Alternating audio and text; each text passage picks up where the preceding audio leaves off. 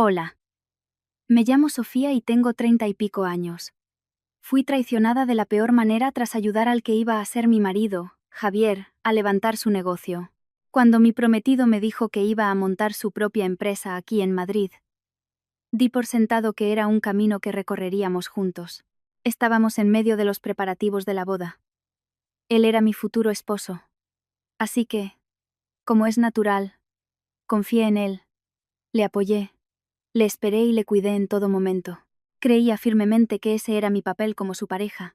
Y así, el día que por fin inauguró su negocio, fui con la más sincera intención de felicitarle, pero las palabras que escuché de su boca aquella jornada anularon por completo todo el tiempo y el cariño que yo había invertido.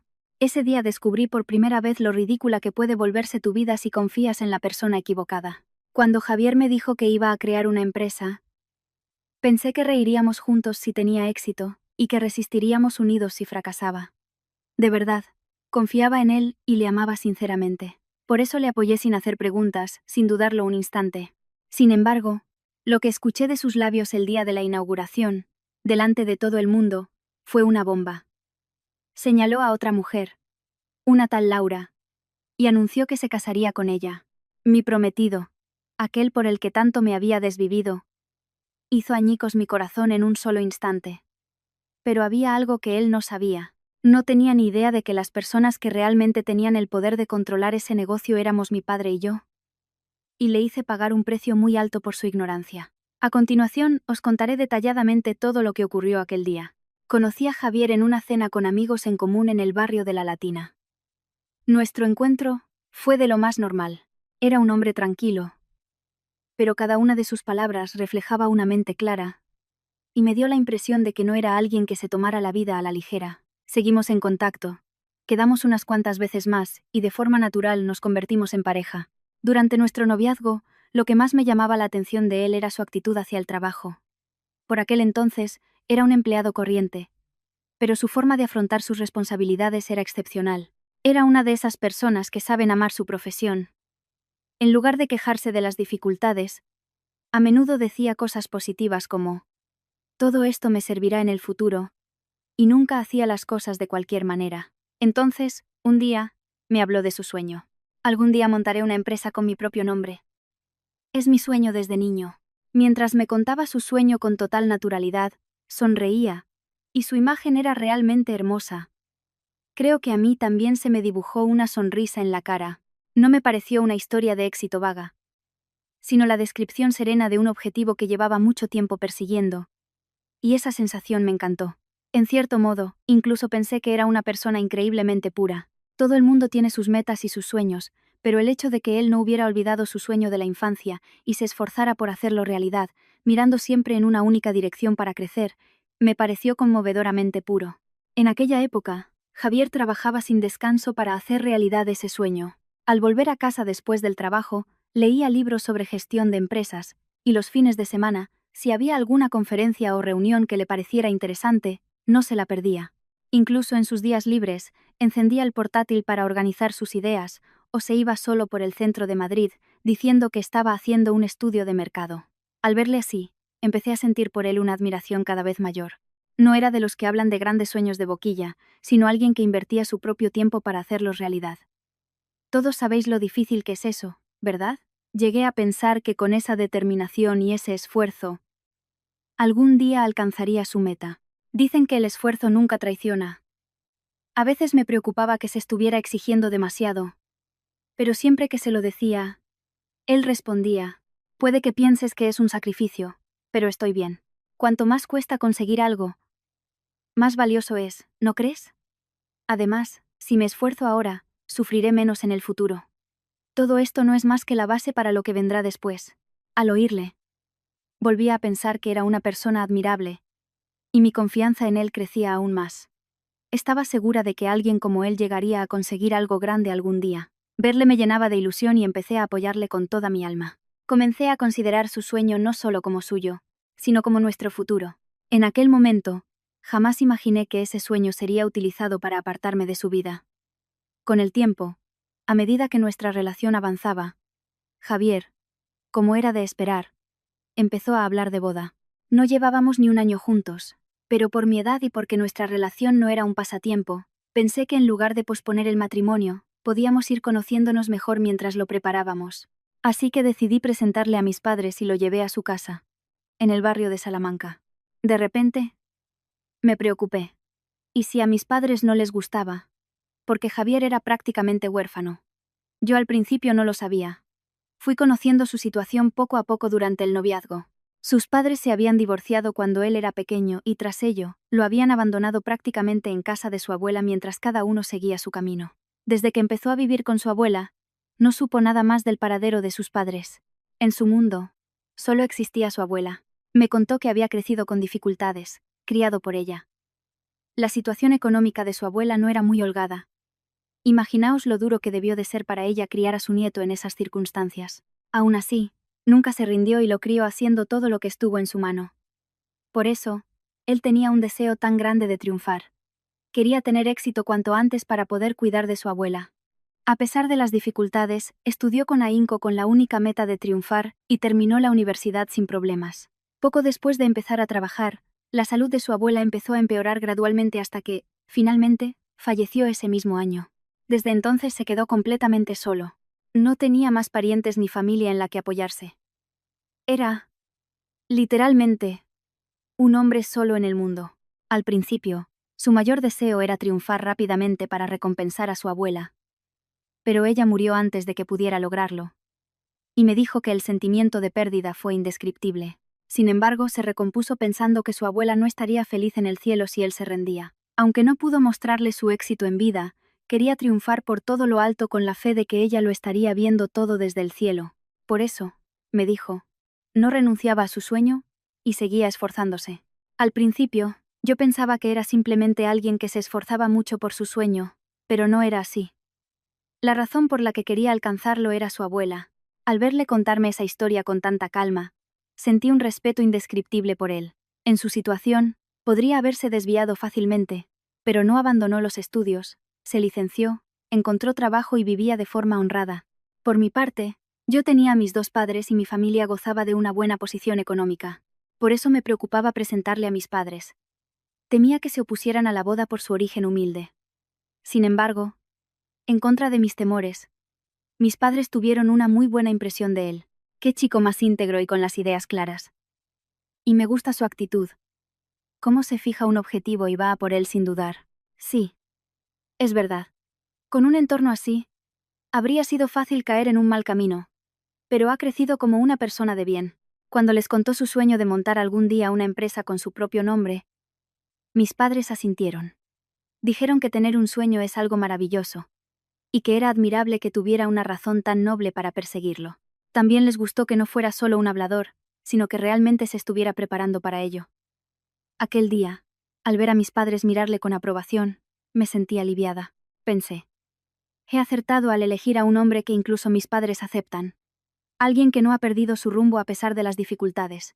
Estaba convencida de que con él podría afrontar cualquier obstáculo que la vida nos pusiera por delante. Jamás imaginé que esa confianza se convertiría en el cuchillo que me apuñalaría de la forma más dolorosa. Después de recibir la bendición de mis padres, empezamos a preparar la boda con calma. Hablamos del lugar de la celebración, del futuro piso, de todos los detalles prácticos, y todo parecía ir sobre ruedas. Pero entonces, ocurrió algo inesperado. La empresa donde trabajaba Javier tuvo problemas y él tuvo que dejar su puesto de forma repentina. Al principio, se le veía bastante desconcertado.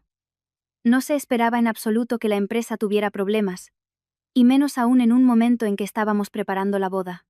Pero no se hundió en la desesperación. Tras unos días para recomponerse, empezó a buscar otro trabajo a toda prisa, preparando su currículum y moviéndose sin parar. Un día mi padre nos planteó una idea con cautela. Ya que estamos así, ¿por qué no dejas de buscar otro empleo y montas tu propio negocio ahora? Ante sus palabras, tanto Javier como yo nos quedamos sin habla por un momento. Mi padre continuó, diciendo que de todos modos pensaba hacerlo algún día, que tanto si lo hacía ahora como si esperaba a ahorrar dinero, el resultado era el mismo, y que quizás ahora era un buen momento. Y añadió la frase decisiva, si lo que te frena es la falta de capital, nosotros podemos ayudarte. Mis padres tenían una situación económica desahogada y podían permitirse ayudar a su futuro yerno. Sin embargo, Javier negó con la cabeza de inmediato y respondió: les agradezco mucho el gesto, pero me sentiría fatal aceptando una ayuda tan grande. Supongo que dudaba si era correcto recibir una ayuda de tal magnitud, aunque fuéramos a ser familia. Además, argumentó que montar un negocio con la ayuda de mis padres no sería como triunfar por sus propios méritos. Mis padres intentaron convencerle. Le dijeron que si no lo hacía ahora, lo haría más tarde. Y para entonces quizás sería demasiado tarde. Que era mejor empezar siendo un poco más joven. Que si salía bien, genial. Pero que si fracasaba, aún tendría fuerzas para volver a levantarse. Le dijeron que ellos solo le darían el empujón inicial para empezar. El éxito posterior dependería enteramente de él. ¿Acaso eso no sería triunfar por sus propios méritos? Y añadieron que, si tanto le pesaba, podría devolvérselo cuando tuviera éxito. Ante esas palabras, Javier se quedó un buen rato en silencio. Se le veía un conflicto interno entre el agobio y el deseo de no dejar pasar la oportunidad. Después de pensarlo mucho, finalmente aceptó la propuesta de mis padres. Dijo que se sentía fatal por ser una carga, pero que les estaba inmensamente agradecido por la ayuda. A partir de ese día, Javier empezó a moverse con más energía que nunca. Dejó la búsqueda de trabajo y se centró en concretar su plan de negocio. Preparó documentos, se reunió con gente y aceleró los preparativos para la apertura. Verle así me llenaba de orgullo.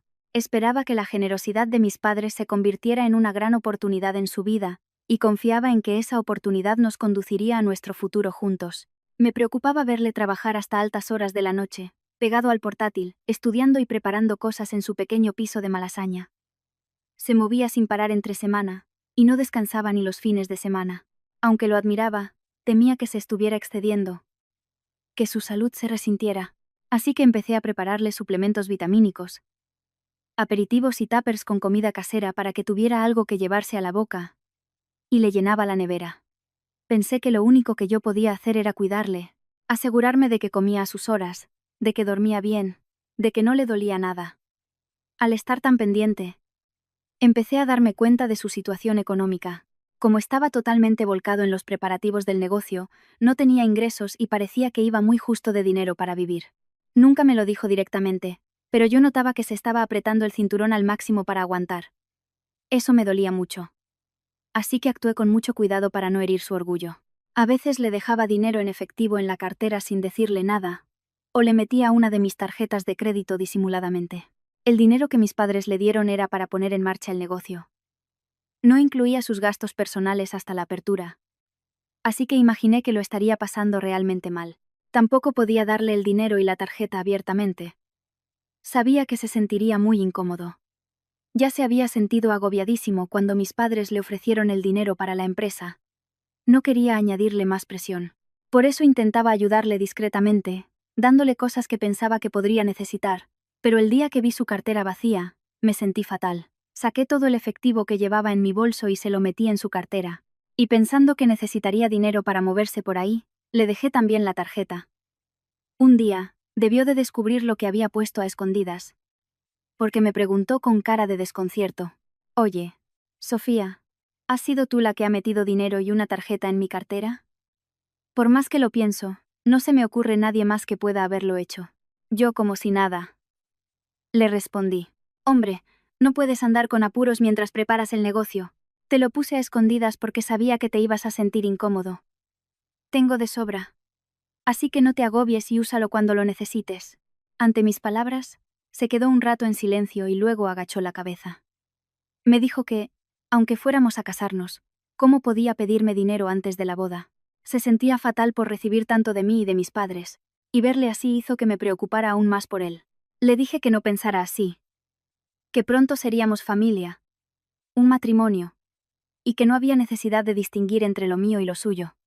Al oír eso, finalmente se le escaparon las lágrimas. Con el rostro emocionado, no paraba de repetir lo siento y gracias, y me prometió que en cuanto el negocio tuviera éxito, me lo devolvería todo. Me dijo que desde que su abuela falleció, pensaba que ya no tenía a nadie en quien apoyarse en este mundo, pero que ahora sentía que ya tenía una familia tan fuerte y agradecida a su lado, y sonrió diciendo que era un hombre muy afortunado. Al oírle, se me encogió el corazón. Y así, empezó a vivir con el dinero que yo le daba. Al principio, Se sentía muy culpable y era muy cuidadoso al usar mi dinero. Pero con el tiempo, empezó a cambiar. En cierto momento, empezó a ser él quien, con dudas, sacaba el tema. Sofía. Este mes voy un poco justo. ¿Podrías comprarme esto? De verdad, lo siento mucho. Pero en cuanto pase esta etapa, todo irá mejor. Aunque seguía añadiendo que lo sentía, poco a poco se fue acostumbrando a pedir ayuda. Cada vez que lo hacía, prometía que me lo devolvería todo cuando tuviera éxito. Que haría que todo el mundo me tratara como a una reina. Sus palabras me hacían sonreír y, en el fondo, me aliviaba que no se sintiera tan agobiado al aceptar mi ayuda. Yo nunca le pedí que me hiciera vivir como a una reina. Me daba igual no tener esos lujos. Con estar a su lado, era feliz. Así que me tomaba sus palabras como una broma y le decía que, en el futuro, no se guardara las cosas y me hablara con sinceridad. Pensaba que si alguien como él, que se sentía tan mal por recibir mi ayuda, llegaba a ese punto, era porque realmente estaba desesperado por dinero. Me sentía afortunada de poder ser su apoyo. Creía que mi papel era estar a su lado, y que ese tiempo que pasábamos juntos, resistiendo, haría nuestra relación aún más fuerte. El tiempo pasó y los preparativos del negocio entraron en su recta final. Ya teníamos la ubicación de la oficina, el producto estaba casi definido, y la fecha de inauguración empezaba a tomar forma. Sin embargo, por aquella época, su expresión cambió notablemente. Él, que siempre había sido positivo incluso en los momentos difíciles, de repente se volvió más callado y pasaba mucho tiempo con la mirada perdida. Preocupada, le pregunté con cuidado. Últimamente tienes cara de preocupación, Javi. ¿Pasa algo? ¿O es que no te encuentras bien? Tras dudar un buen rato, finalmente me confesó lo que le rondaba por la cabeza. Me dijo que, aunque abriera el negocio, necesitaba tener clientes con los que trabajar desde el primer día. Tenía que conseguir cerrar algunos acuerdos antes de la inauguración. Pero no lo estaba logrando. Le dije que no se agobiara, que ya iría consiguiendo clientes poco a poco después de abrir. Pero él respondió que necesitaba generar ingresos, aunque fueran pocos. Desde el principio, le preocupaba que, de lo contrario, la situación de dependencia económica hacia mí se alargara. Me contó que ya había llamado a muchas puertas, pero que nadie le daba una oportunidad por ser una empresa nueva. Estaba desanimado, pensando que si ya encontraba tantos obstáculos antes de empezar, ¿cómo le iría después? Sus palabras me apesadumbraron. Sabía lo mucho que se había esforzado, así que podía imaginar lo grande que era su frustración. Sin embargo, al verle tan preocupado, no me salía decirle simplemente que todo iría bien. Hasta entonces, yo había podido apoyarle económicamente. Pero con los preparativos de la boda, el piso nuevo, los muebles y otros gastos, de los que yo me estaba haciendo cargo en su mayor parte, el dinero que nos quedaba por gastar era considerable. Sinceramente, en ese momento, yo estaba al límite. No podía pedir más ayuda a mis padres. Ya nos habían ayudado bastante con la entrada del piso y, además, habían financiado el negocio de Javier. Pedirles más habría sido una desfachatez y me habría sentido fatal. Quería que el resto lo consiguiéramos por nuestros propios medios.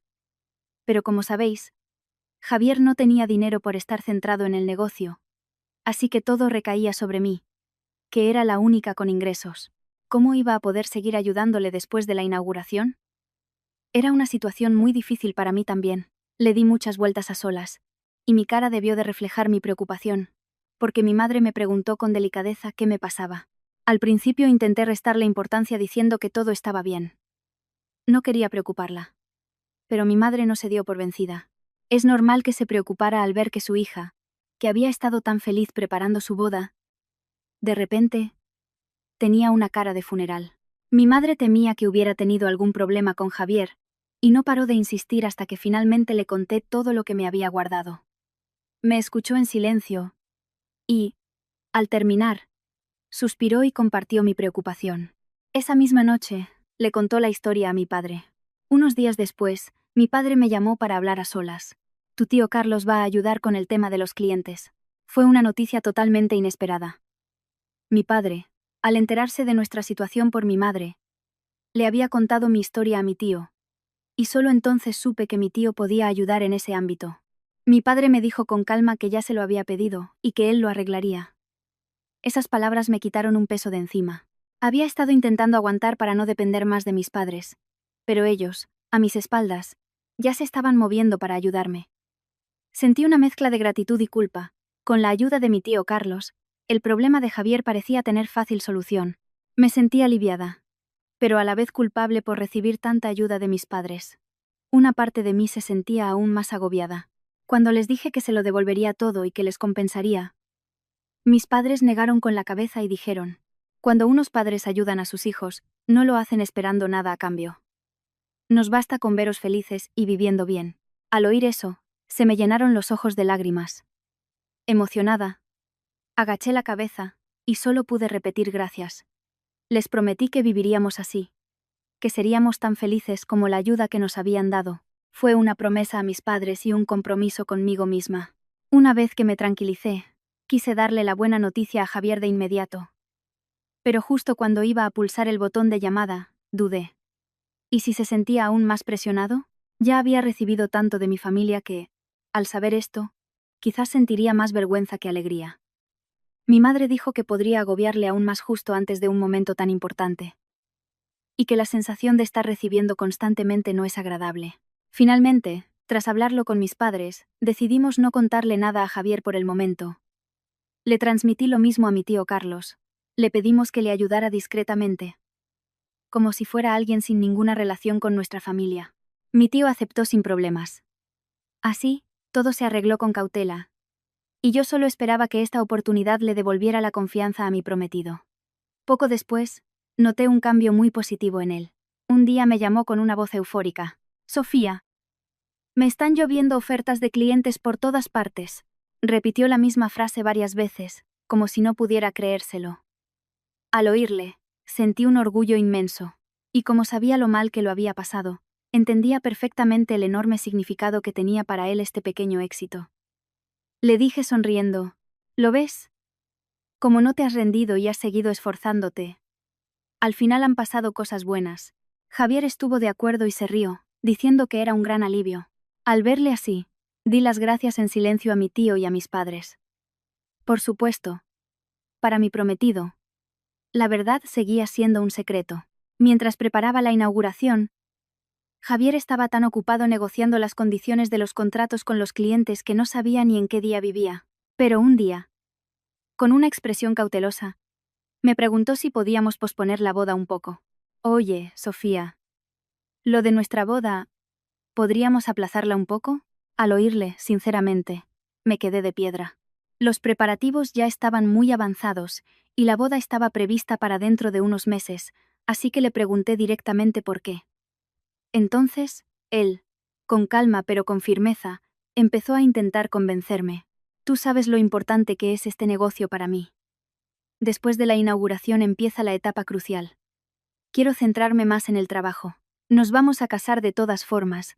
No pasa nada por esperar a que el negocio esté un poco más asentado». Lo que decía, siendo sinceros, no era descabellado. En el momento de establecer el negocio, si además tienes que preocuparte por los últimos preparativos de la boda, es fácil que se te escapen cosas, pero me sentí un poco dolida. Por muy importante que fuera el negocio, ¿tan poco importante era nuestra boda? Tenía un lío de emociones en la cabeza. No es que no entendiera su punto de vista. Pero aunque nos casáramos ahora, yo podría seguir apoyándole como siempre. No iba a ser un estorbo. Además, me parecía una falta de respeto hacia nuestros padres, así que se lo dije con cuidado. Le aseguré que después de la boda seguiría a su lado para ayudarle, y que me esforzaría más para que él no tuviera que preocuparse tanto por los preparativos. Le dije que entendía que era una etapa importante, pero que no veía la necesidad de aplazarlo. Sin embargo, Javier no se rindió. Suspiró. Me cogió las manos y, con una mirada seria, aunque no paraba de repetir que lo sentía, no cedió en su postura. «Siento estar pensando solo en mí. Pero estoy empezando este negocio gracias a tus padres y a ti. No puedo permitirme fracasar. No te lo he dicho, pero he sentido un peso enorme sobre los hombros, pensando en cómo devolveros todo lo que habéis hecho por mí. Y en un momento tan crucial, no creo que deba distraerme con los preparativos de la boda. Quiero concentrarme plenamente en el negocio». Insistió en que en los momentos clave es cuando más hay que centrarse y que no quería decepcionar a nadie. Me pidió que no lo aplazáramos mucho tiempo. Solo unos meses más. Su expresión era la de alguien que ya había tomado una decisión. Me quedé sin argumentos para convencerle. O más bien, sentí que dijera lo que dijera. No iba a servir de nada. Yo, mejor que nadie, sabía cuánto se había entregado a este negocio. Cuánto deseaba triunfar. Insistir en mi postura ante alguien que decía querer esforzarse más para no decepcionar a nadie me pareció un acto egoísta. Al final, no tuve más remedio que asentir. De acuerdo. Lo entiendo. En ese momento, no supe si esas palabras eran para tranquilizarle a él o para convencerme a mí misma. Lo único que tengo claro es que, a partir de ese día, una grieta invisible empezó a abrirse poco a poco entre nosotros. Y así, a petición de Javier, pospuse la boda unos meses. Mentiría si dijera que no me dolió. Pero dadas las circunstancias, me consolé pensando que no había otra opción. Decidí tomármelo con filosofía. Pensar que ahora tenía más tiempo para preparar la boda. Con esa idea en mente, revisé de nuevo todos los detalles y traté de hablarlo con mi novio. Sin embargo, él parecía cada vez más ocupado. Me decía que, con la inauguración a la vuelta de la esquina, cada día era una batalla, y nuestras llamadas se hicieron más cortas. Al final, tuve que encargarme yo sola de organizar y decidir todo. La fecha del banquete, los detalles de la ceremonia. Era imposible sentarme a hablar con Javier, que estaba hasta arriba de trabajo. Mientras otras parejas preparan su boda juntos, entre risas y complicidad, yo me encontraba sola buscando información, sola dándole vueltas a las cosas y sola tomando decisiones. A veces, eso me hacía sentir un poco desgraciada. Entendía la situación de mi novio, pero no podía evitar sentirme dolida. Aún así, intenté comprenderle. Él se sentía muy culpable de que yo lo estuviera preparando todo sola, y si encima yo se lo echaba en cara, sería peor. Así que fingí que no me importaba. Me repetía a mí misma que ahora lo más importante era el negocio, que en cuanto pasara la inauguración, todo volvería a la normalidad. Y cuando la inauguración estuvo realmente cerca, Javier se volvió aún más inaccesible. Las llamadas se hicieron notablemente escasas, y vernos se convirtió en una misión imposible. Preocupada, curiosa y, sobre todo echándole de menos, fui a buscarle varias veces, pero nunca estaba en su piso de Malasaña ni en la oficina. Parecía estar moviéndose sin parar para solucionar mil cosas. Así que dejé de ir. Me daba miedo que si le buscaba o le llamaba con frecuencia, le estaría molestando. Así que simplemente esperé pacientemente. En aquel momento, creía a pies juntillas que esa espera terminaría pronto. Que después de la ceremonia de inauguración, volveríamos a ser los de antes. No tardaría mucho en descubrir cuán vana era esa creencia. Descubrí la traición de mi prometido unos días después. A raíz de una llamada de mi tío Carlos. Me llamó para preguntarme si la inauguración del negocio de Javier era el próximo jueves. Y yo le confirmé que sí. Pero mi tío me dijo que le parecía extraño, que los dueños de las empresas con las que él le había puesto en contacto le habían dicho que la fecha de inauguración era otra, diferente a la que yo le había dado. Le dije que era imposible, que a mí me había dicho que era la semana que viene. Mi tío insistió en que la fecha que le habían dado a él era el miércoles de esa misma semana, que Javier se lo había dicho así a esos empresarios. Por un momento, me sentí confundida. ¿Cómo podía ser? ¿Por qué la fecha era diferente a la que me había dicho mi novio? Le dije que lo comprobaría y llamé a Javier de inmediato, pero no contestó. Le dejé un mensaje pidiéndole que me llamara en cuanto lo viera. Pasaron las horas y no recibí ni una llamada. Frustrada, volví a intentarlo. Entonces, recibí un mensaje de texto. Decía que estaba ocupado con el trabajo, y que, si no era urgente, ya me llamaría más tarde. Tan ocupado estaba que ni siquiera podía hablar por teléfono. Pensé que no podía presionarle más. Empecé a dudar de mí misma. ¿Me habría equivocado yo de fecha? ¿Con el lío de los preparativos de la boda lo habría recordado mal? Por más que lo intentaba, estaba segura de recordar que era esa fecha. Pero mi certeza empezó a tambalearse. Al final, me convencí de que había sido un error mío. Mi novio seguía sin dar señales de vida, así que, pensando que me había confundido, le dije a mi tío Carlos que seguramente era esa semana. Unos días después, llegó el día de la inauguración que mi tío me había mencionado. Era un día que tanto Javier como yo habíamos esperado con muchísima ilusión. Así que, desde por la mañana, me arreglé con esmero y elegí mi mejor ropa. Sentía que era el día en que todos nuestros esfuerzos se verían recompensados. Con el regalo que le había preparado, Me dirigí junto a mis padres al elegante local en la calle Serrano donde se celebraba la inauguración.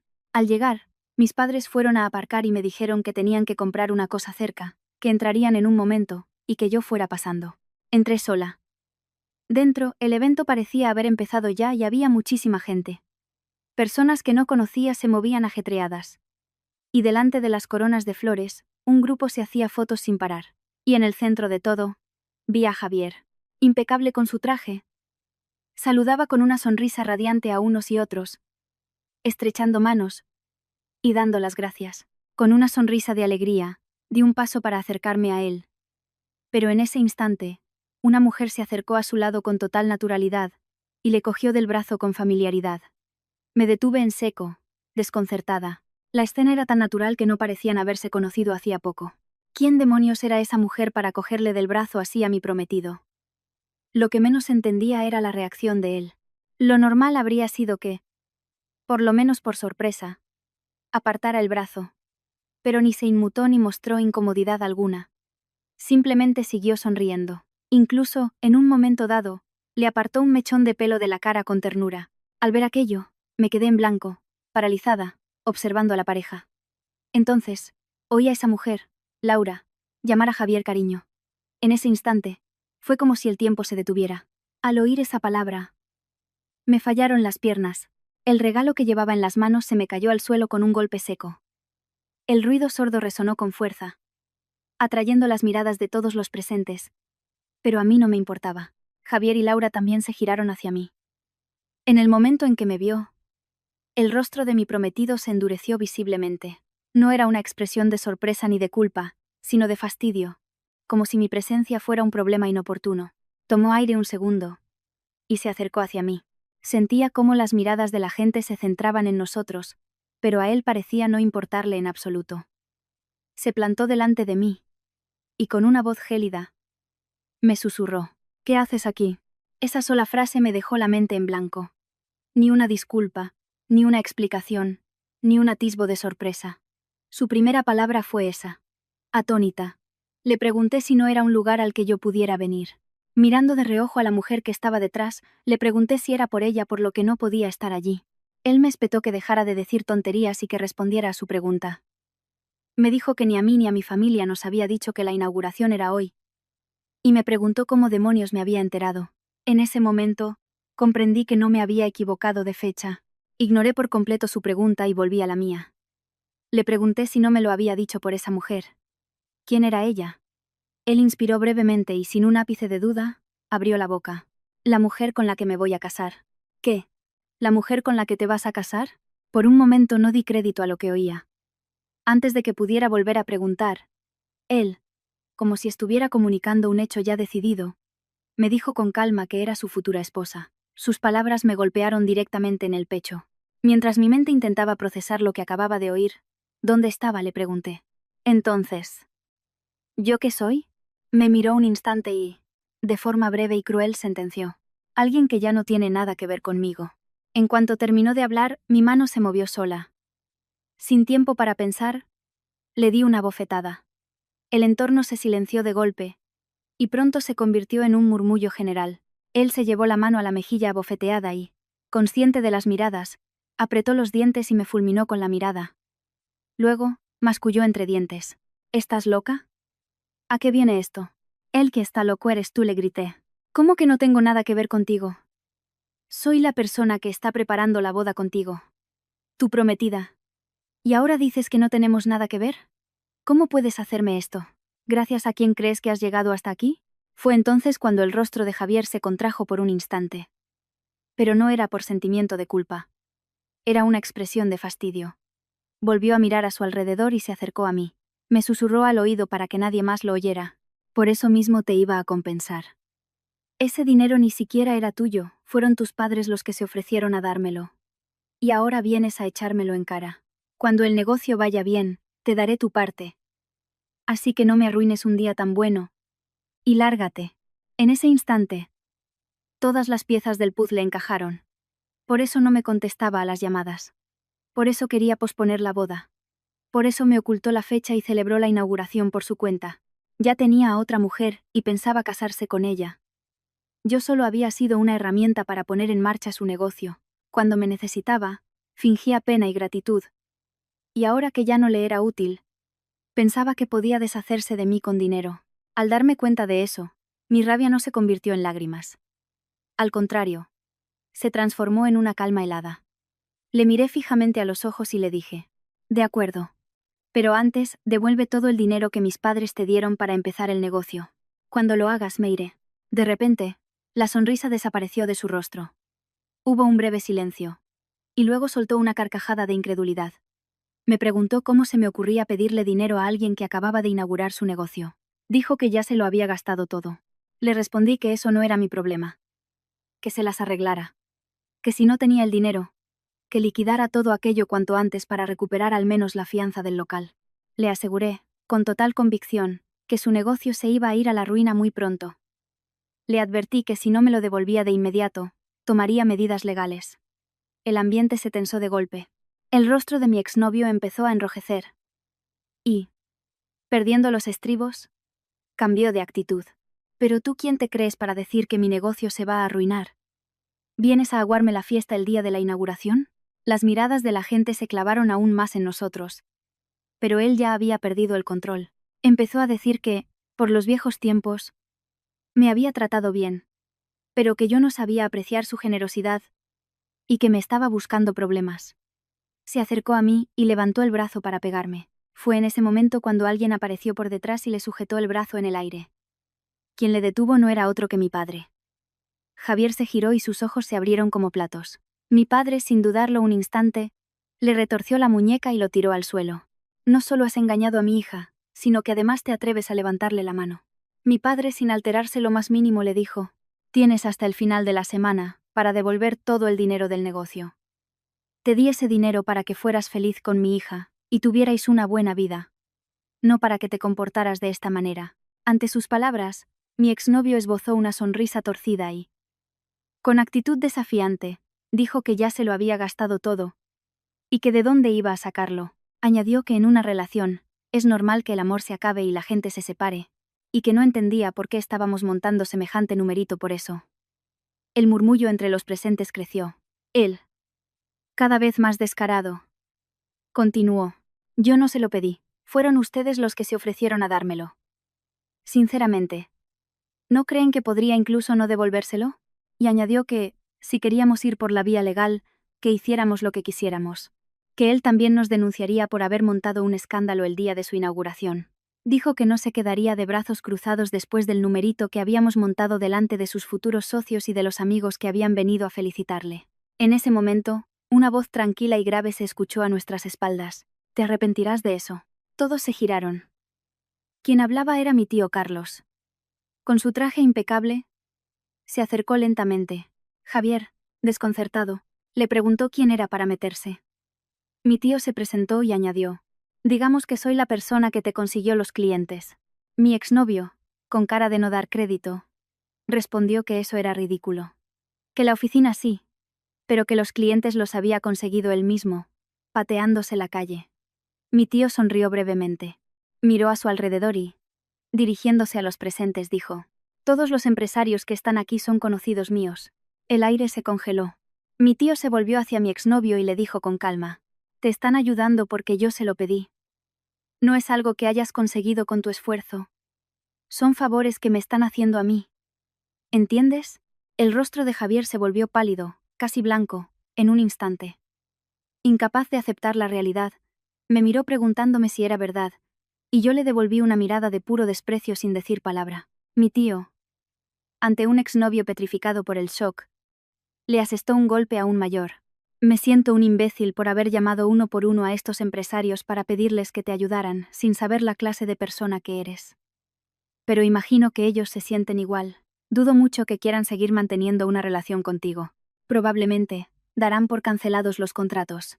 Como si estuvieran de acuerdo con sus palabras, los empresarios presentes empezaron a toser, a marcharse o, tras lanzar una mirada fulminante a mi exnovio y saludar brevemente a mi tío, se fueron yendo uno por uno. Mi exnovio, desesperado, intentó detenerlos, pero fue inútil. Mi tío le dijo que todos sus contratos se anularían y que, en el futuro, no encontraría ni un solo cliente más. Le advirtió que tenía muchos y muy buenos contactos en el sector, y que podía hundirle sin problemas. Me encargaré de que no puedas volver a poner un pie en este sector. Así que olvídate de inauguraciones y de tonterías. Liquida todo y devuélvenos el dinero que recibiste de nuestra familia. Al oír esas palabras, mi exnovio se desplomó en el suelo. El rostro arrogante y burlón de hacía un momento había desaparecido, dejando en su lugar una expresión de absoluta derrota. Mis padres, mi tío Carlos y yo, nos fuimos de allí sin decir una palabra más. Y ese día, todo comenzó. Mi padre contrató a un abogado de inmediato e inició los trámites legales. Quería recuperar hasta el último céntimo del dinero que le había dado para el negocio, e incluso el dinero que yo había gastado en los gastos de mi exnovio. Y como era de esperar, o quizás de forma sorprendente, a partir de ese día, su negocio empezó a desmoronarse a una velocidad vertiginosa.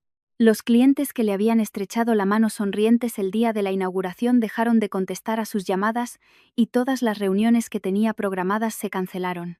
Al final, tuvo que cerrar el negocio.